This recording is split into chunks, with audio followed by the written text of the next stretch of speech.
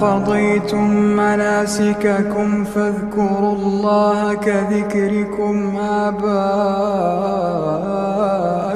أو أشد ذكرا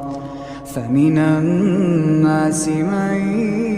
يقول ربنا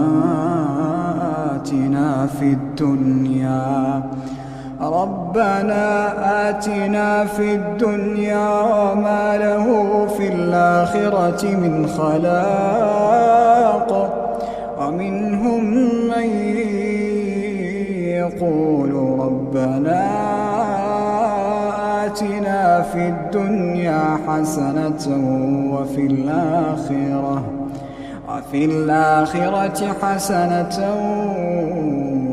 وقنا عذاب النار